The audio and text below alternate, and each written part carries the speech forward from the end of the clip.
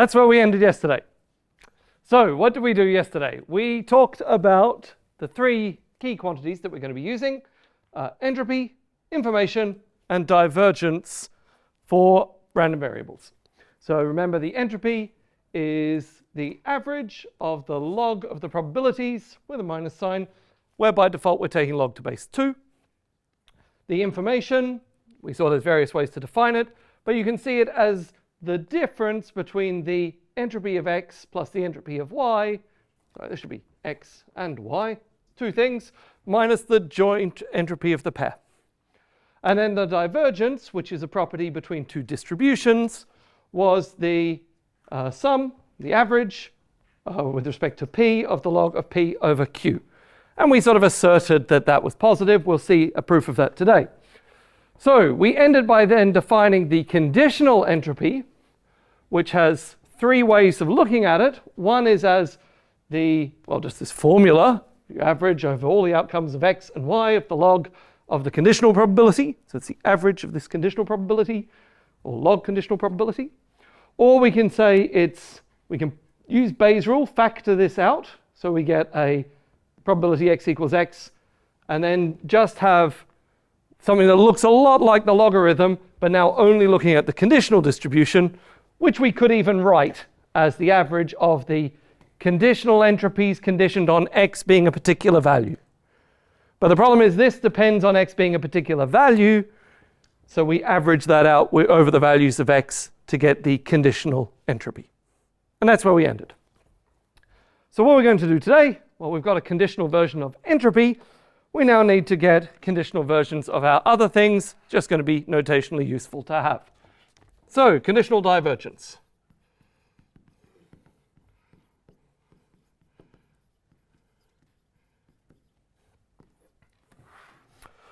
Okay, so we've got let Px be a PMF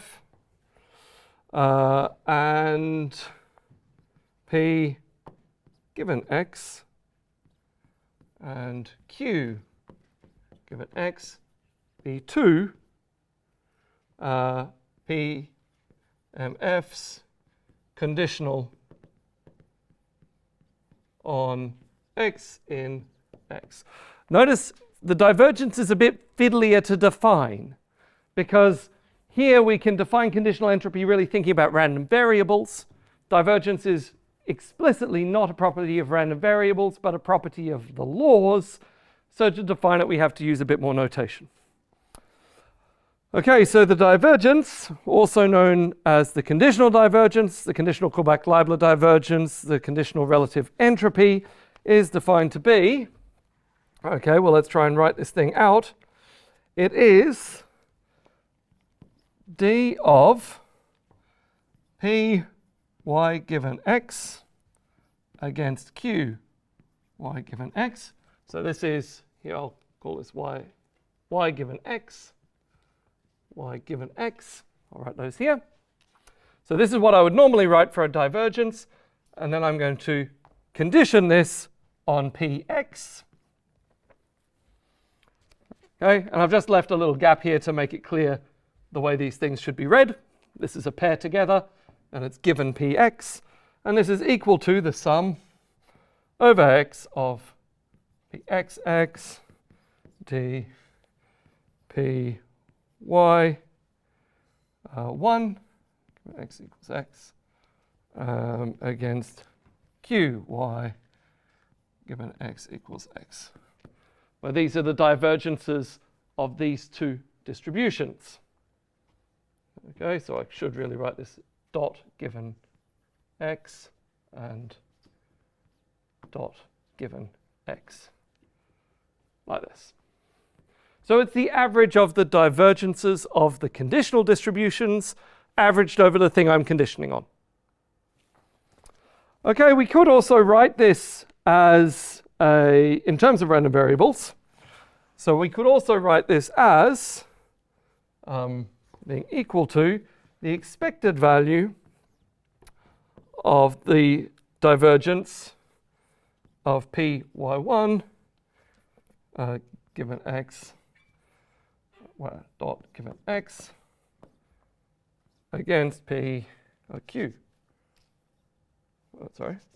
Yeah, I can write it as q y2 given x dot given x. Is that the right number of brackets? Yes. Where y1 is distributed, or y1 given x is distributed according to p. y1 given x, y2 given x is distributed as q, y2 given x, and x is distributed according to px. Horrible notation, but there's not really an easy way around it. Fortunately, we're not going to use the conditional divergence all that much. We are, on the other hand, going to use the conditional entropy, conditional information rather.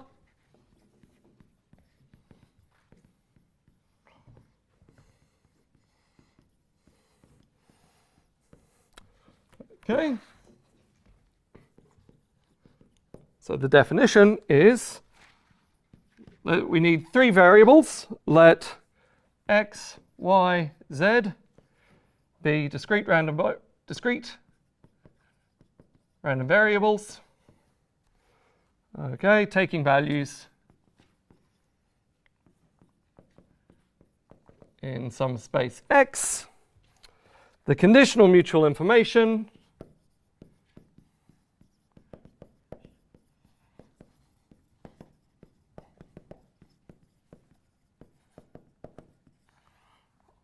between x and y given z is, so we just define this as the information, so it's x from y given z. We're just going to define this as h of x given z minus h of x given y and z. And this makes sense because we had another property of the information we wrote up here, where we could have used our expressions that we had, particularly the Bayes rule. If we remember, we ended with applying Bayes rule to the conditional entropy, and we saw that h of x given y is equal to h of x comma y minus h of y, which, when you look back at the definition of the information, is also h of x minus the information between x and y. So you can see that this is why these definitions are set up this way. Okay, they're somewhat artificial in the choices of where I put different terms, but it gives us this very nice structure where you can see that, well, what's the information about x, or the entropy of x given y? Well, it's the entropy of x if I take off the information I get about x from y. And you can then rearrange. What's the information about x and y? Well, it's h of x minus the information that you get about x from y. So you can rearrange these different terms together, and that's what motivates our definition here. Okay, so these are the main quantities, and we can see, again, this is a measure of the dependence between these things. This is a measure of the dependence between x and y if you already know z. Okay, and that's what we're trying to capture through this definition. Okay, enough defining things. Let's try and prove some properties. So, properties. Okay, the basic, one thing you learn is that in probability, there are really only two inequalities that matter. The first inequality is that when you square something, it's positive. Okay?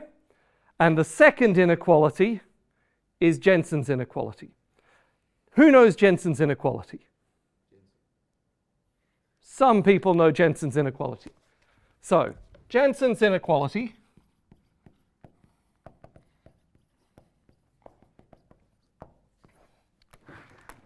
okay, take a random variable x with enough integrability that everything makes sense. Okay, let's say it's real and a convex function phi.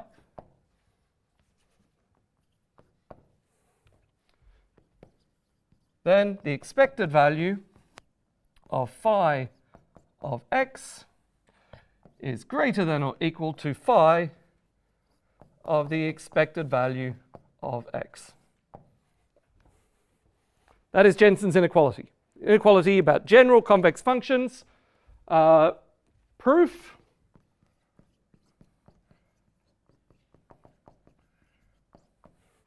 Proof by picture. Take a convex function, whatever it is. I then say, well, if I look at a straight line which is a tangent to my convex function, I would be able to say that if this is called phi, and this is, let's call it psi, through a point y, then because psi is linear, I know that the expected value of psi y x equals the expected value, well, psi of y, of the expected value of x. And that's just because psi is a linear function. Linear functions always come out, no problem there. What do I do now? Well, I can now maximize with respect to the value of y. Move y around, and the maximum is going to be, give me either psi on the inside, or I'm going to get, so if I now maximize, I get max over y of the expected value of psi y x is equal to, well, when I maximize on the right-hand side, I'm just going to get phi of expected value of x. And now you say, but hang on, every term here is less than, because psi always lies below the blue curve, every term here has to be, well, each of these is less than or equal to the expected value of phi of x. Because the blue curve lies above the black curve for every value of y. That's the proof. You have to make it formal. You have to check that, yes, the maximum of convex things has this property, but that's how you do it. Why do I talk about Jensen's inequality? Because, as I say, there's only two inequalities. Squared things are positive, and Jensen's inequality, and from them we derive pretty much everything else we ever care about. So, Gibbs inequality.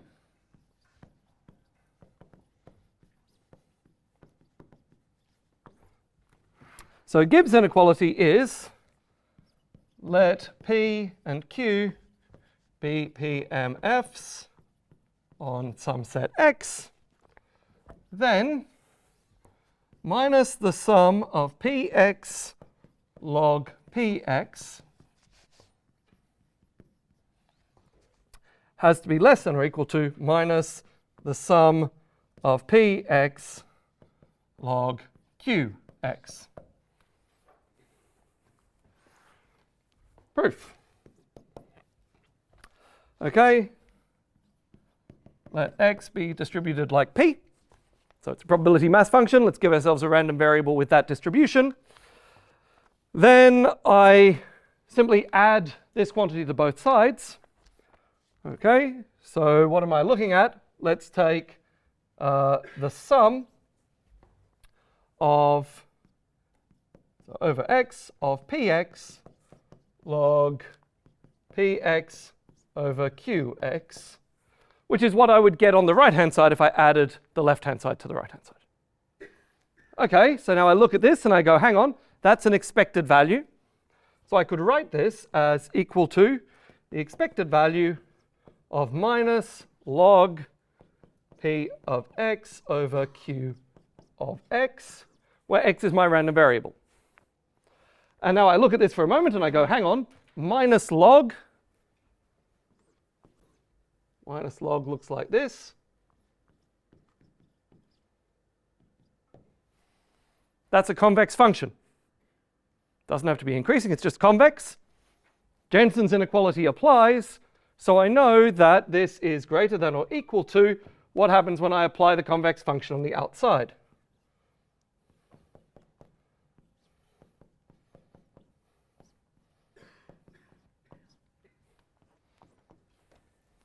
That's just Jensen's inequality. But now, I can keep going here. This expectation, what is that expectation? Have I messed this up? Probably. Let's do it as... I put a minus sign here, so I need to make this Q over P. So this has to be Q over P. Because I put a minus sign, and I need the minus sign, so I have a convex function. Okay, Q over P, so now I can write this is equal to minus log of, well, if I write out what the expectation means, it's the sum over x's of px qx over px. Which is now, well, I cancel this down. So p's cancel. Sum of the q's is equal to 1 because it's a probability mass function. So this is equal to minus log of 1, which is 0. Rearrange and we're done. So that's Gibbs inequality. We also know through this argument, so we have an inequality, we can add with equality if and only if phi is linear. Okay, so there we go. If we have a strictly convex function, that's what happens. So now if I look at this, I say, well, when could I have equality here? I can only have equality if the two distributions are exactly the same. Okay, so here I'll add with equality if and only if P equals Q. And that just comes because when I apply here, okay, so if and only if phi is linear, or, well, I shouldn't, okay, I've messed this up, haven't I? Let's go back. That's true. So it's equality if phi is linear. We can add a if phi is strictly convex,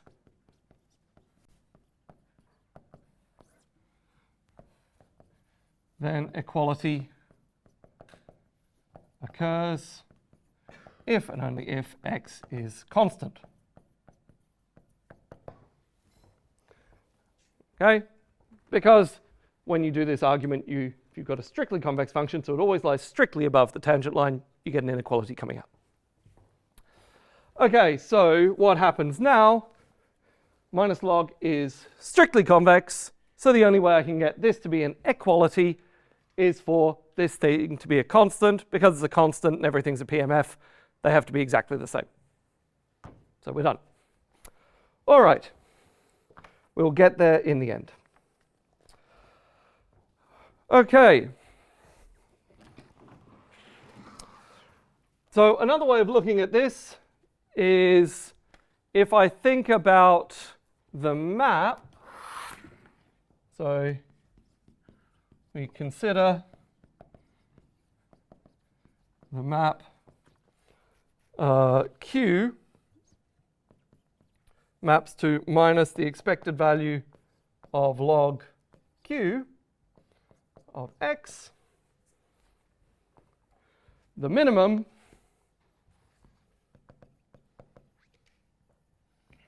over PMFs is when Q is equal to P as x is distributed like P. Okay, so we now have a way of identifying quickly the minimizer of such a map. And that's just Gibbs inequality coming in to tell us this. It will prove useful. Another very closely related inequality is the log sum inequality, which I'm not going to prove.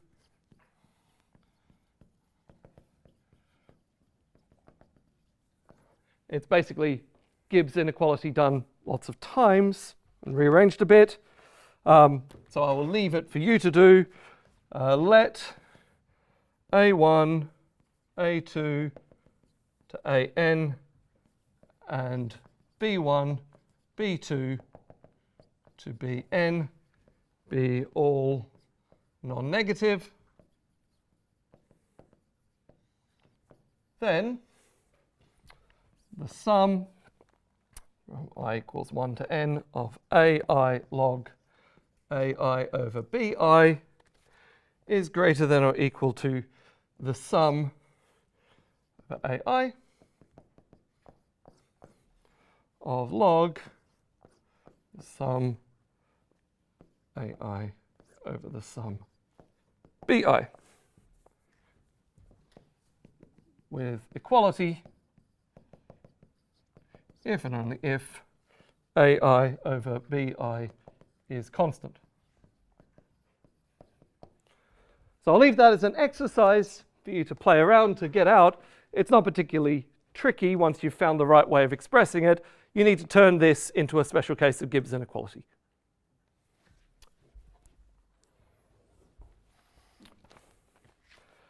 Okay, so we've proven this general inequality. Let's try and now say something about each of our different terms, entropy, information, and divergence.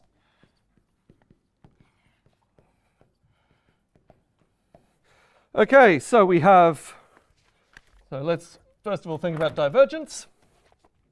Let xy and x hat, y hat be two-dimensional discrete random variables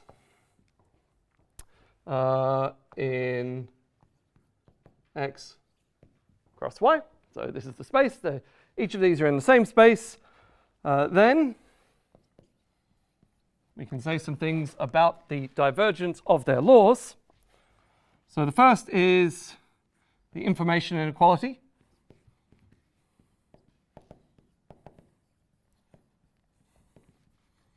That the divergence of px from px hat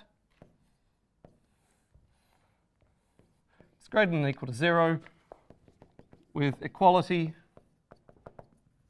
if and only if px is equal to px hat.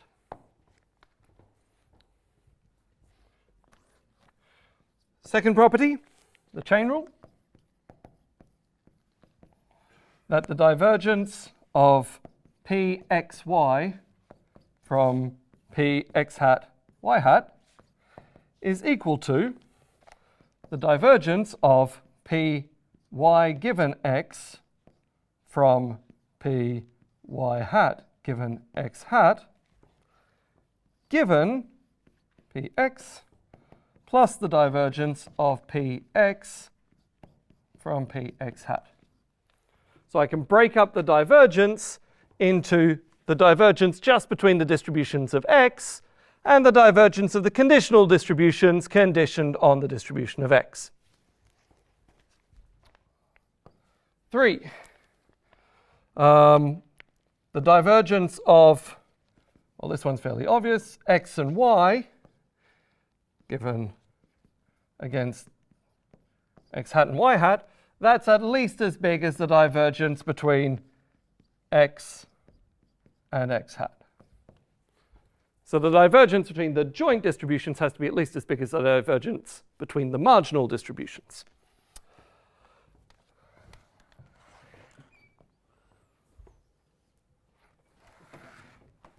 So now point 4. The divergence between py given x and py hat given x hat given px, which is of course the other term that's appearing here, is equal to the divergence between px times py given x from px, py hat, given x hat. So this is closely related here. It's the divergence conditioned on px is what you would get if you just fix the marginal of x to always be, so change the marginal of x to be the marginal of x, change the marginal of x hat into the marginal of x, and look at the joint distributions if you've done that switch. And finally, 5, we have convexity for PMFs P1, P2, Q1, Q2, and any lambda in 0 to 1,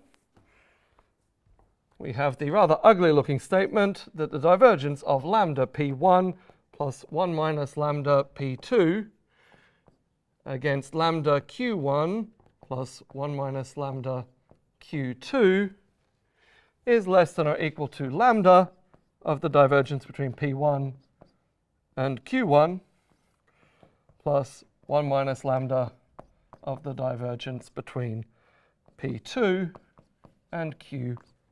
So this is a convexity statement. Looks like normal convexity. The interesting thing is you'll see on the right-hand side there's no cross terms appearing. So here when you look at this you might think, oh, I'm going to get something where P1 and Q2 interact, but on the right-hand side we've kept them all separate. So we've got to prove these properties, but we're going to do it fairly quickly. Proof 1, Gibbs inequality. You look at the definition of the divergence, which is right up the top there. You look at the statement of Gibbs inequality, and you notice that Gibbs inequality rearranged to look at the very top right up there tells you that thing must be positive. They're actually the same statement. Okay, so Gibbs inequality gives you a direct proof of statement 1, the information inequality. Statement 2. We take the divergence between x and y and x hat, y hat, and we expand. Okay, so let's do this thing. This is the sum over x and y of p xy xy log p xy x and y divided by p x hat y hat, little x, little y. Okay, so this is the divergence between these two distributions, just by definition, summed over all the possible values that the random variables can take. So now we expand sum p xy times the log. So I'm just going to break this up into a conditional distribution, pull out the marginal, multiply by the conditional, so I get px, p y given x, divided by px hat, x, py hat given x hat, x, y. That's just the same thing. Breaking these up. And now, of course, I'm going to do the obvious thing. I split this up using the fact that the logarithm of a product is the sum of the logarithms. So I get this is the sum of log pxx, px hat x plus the sum of y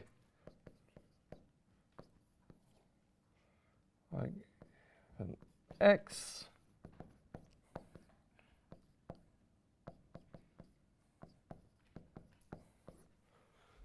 okay, that's just using the properties of the log.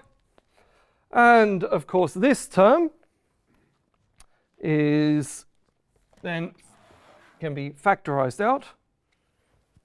Or we can write this in particular. This term is just the divergence between px and px hat.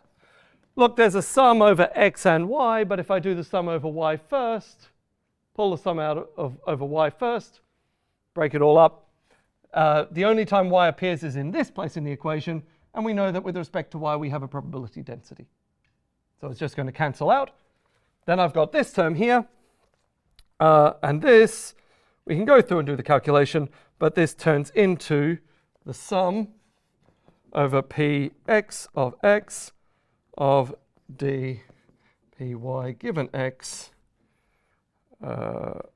against py hat given x, just sum over x, which then yields the quantity we want for statement 2, the chain rule. So it gives us exactly this. Okay, statement 3. Okay, we can go through again. So observe that the divergence between P1, P2 given P3 is greater than or equal to 0. And apply to 2. So this last term's I can just drop it, get an inequality, and I get what I need. 4, we need to expand again, so you just write out py given x against y hat given x hat given px, and you start expanding. This is boring, but you just go and do it. As Feynman said, shut up and calculate. Sum over y, py given x, y log py given x over py hat given x hat, y. Okay, so here we are. We look at this and we can go, well, this is just the expected value of log py given x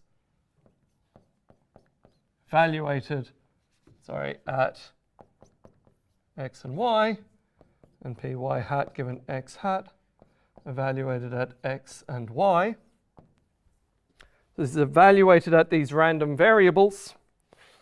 And now I can break things up again. So I can rearrange a bit. So I can,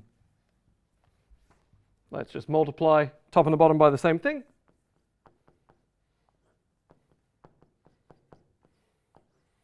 That doesn't change anything. Just multiplying by 1, which is equal to d px, py given x against px, py hat given x hat.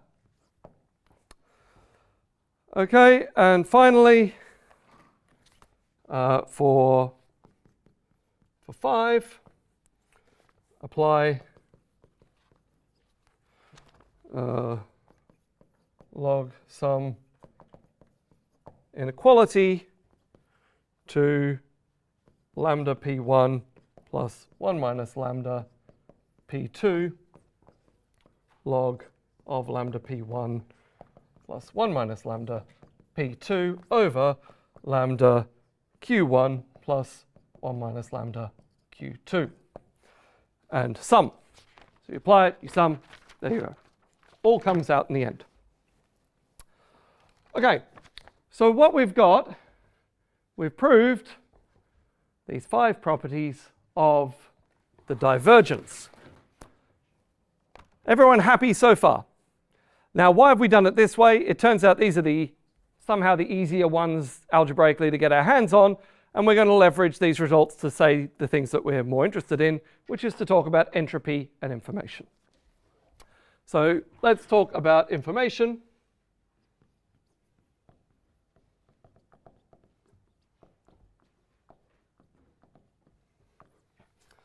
Okay. Again, 5 statements. 1, the information between x and y is greater than or equal to 0 with equality if and only if, i.e. x, y are independent.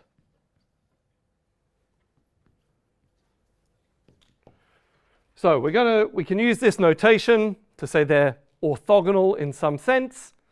So if x and y are independent, which we're just going to write with this orthogonality, then the information between them is 0, and that is the only way the information can be 0.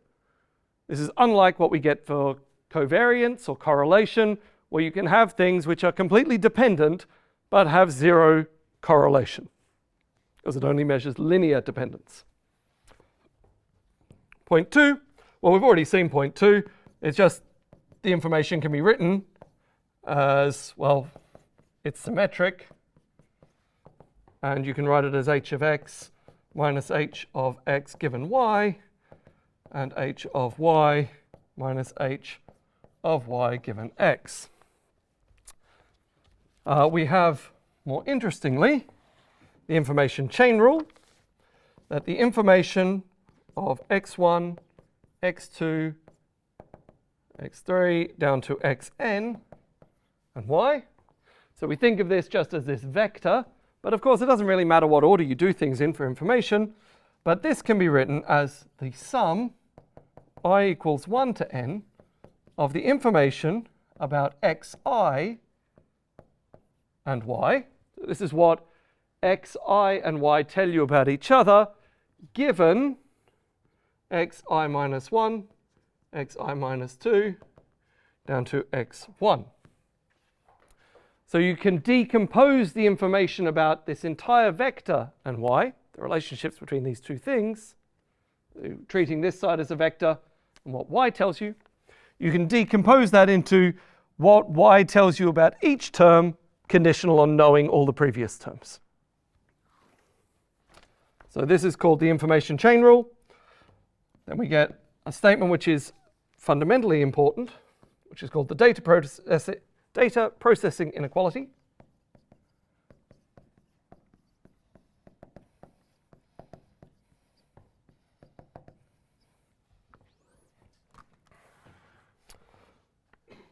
If x is orthogonal to z given y,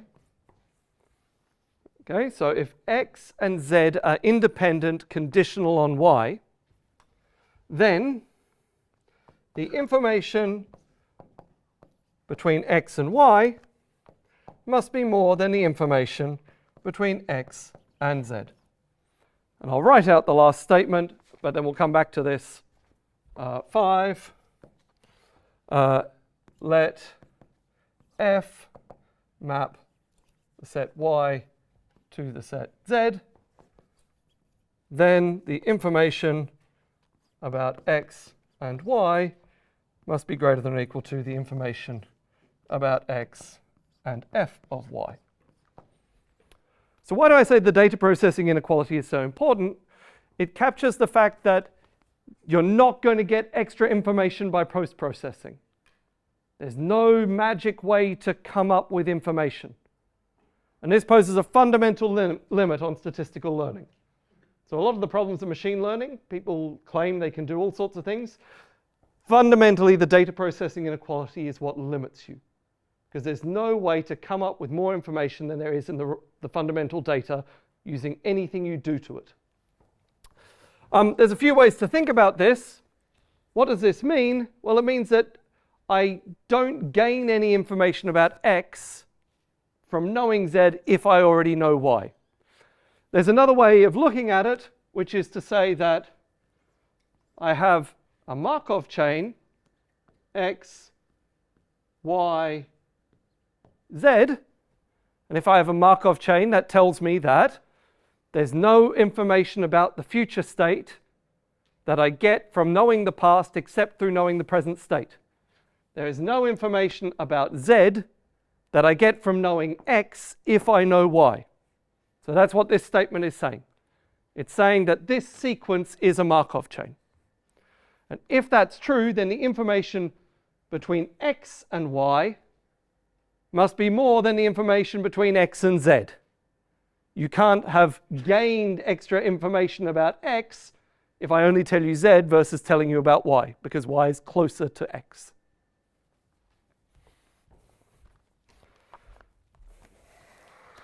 Okay, let's prove these things. One,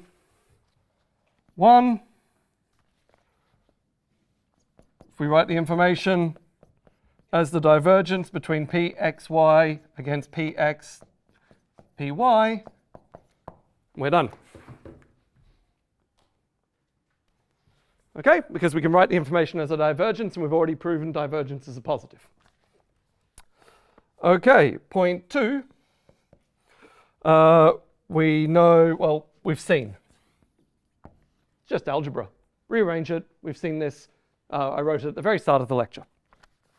Point 3. We go and we say I x1 down to xn against y is h of x1 to xn minus h of x1 xn given y. That's just rearranging using point 2, rearranging what we mean by the information. But now I can rewrite this as a telescoping sum. So I can write this as the sum, I equals 1 to n, of h of xi given xi minus 1 x1 minus h of xi minus 1 down to x1 and y.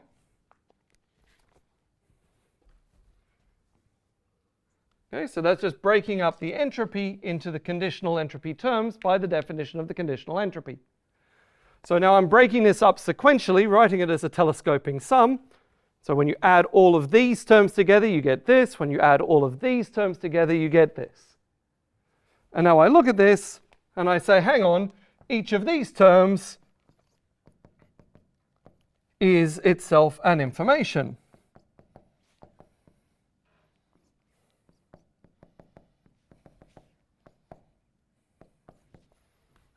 Which is what I was trying to prove. For point 4, where's point 4? Data processing inequality. We use the chain rule to write the information of y and z against x. So this is about the pair yz with x, the mutual information. This is equal to the information between y and x plus the information about z and x given y, which is equal to the information about y between y and x. Why is that? Well, if we look at this, we know that there's conditional independence here. So this term, the information between z and x given y, is 0. Z and x are independent given y. Independence means the information is 0, so this term disappears. So I just get this. Okay, so that's the first part. I also write the information between y and z given x is, I'll just rearrange it. It's the information of between z and y against x. That's just flipping around the order of the terms.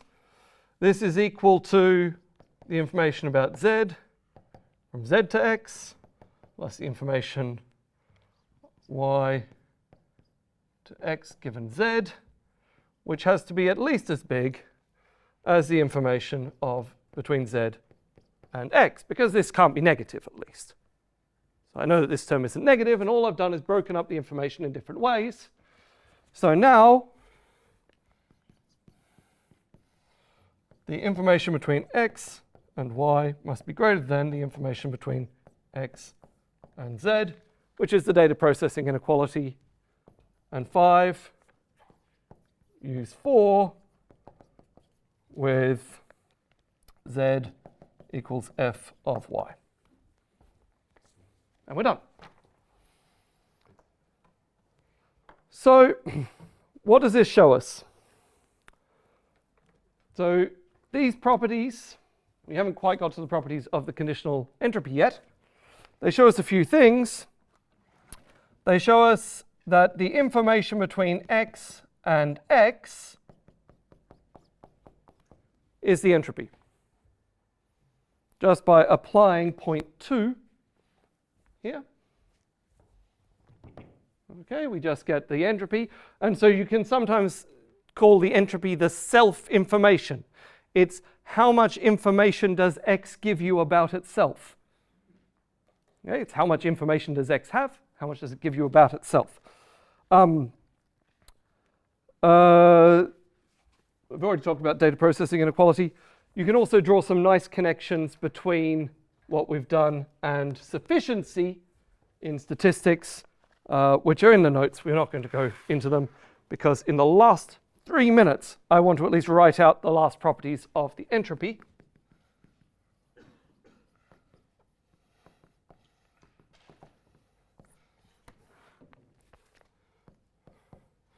Okay, so x and y are discrete random variables taking values in x.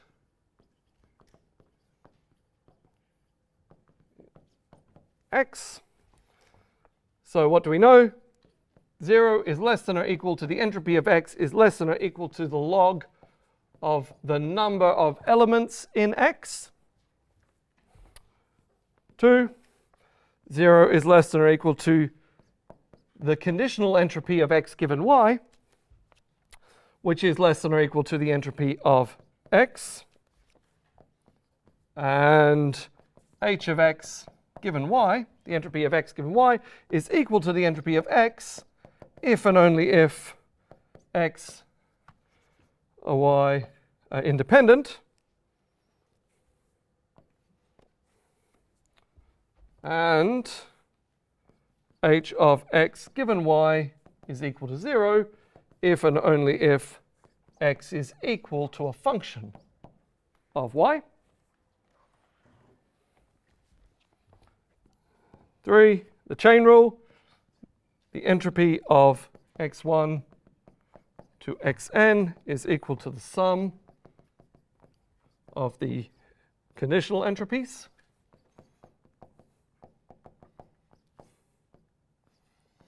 Which is, of course, bounded by the sum of the entropies. 4 for f, which maps x to a space y, we know that the entropy of f of x is less than or equal to the entropy of x with equality if and only if f is injective. That is 1 to 1, if you prefer the English term. And finally, point 5, if x and y are IID, then the probability that x equals y must be at least as big as 2 to the minus the entropy of x. Of course, it's the entropy of x, the entropy of y, they're the same thing.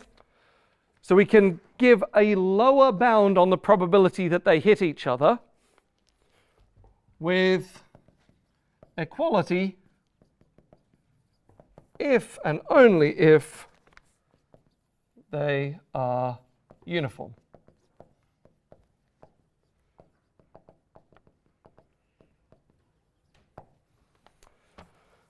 All right. So these are the properties of the entropy that we're going to be using quite a lot. Each of those properties we will see at the beginning of next week. We'll go through these fairly quickly to prove those properties of the entropy, but they follow from what we've already seen, from the properties of the divergence, from the properties of the mutual information. Once we've got these, that's going to put us, that's sort of going to be all the groundwork we need to do. We're going to have all the tools at our disposal. So in the next lecture, we're going to start talking about what codes mean. What do we mean by encoding data? What does it mean to do that in a sensible way? And we'll start proving some properties of possible codes. I'll see you on Monday.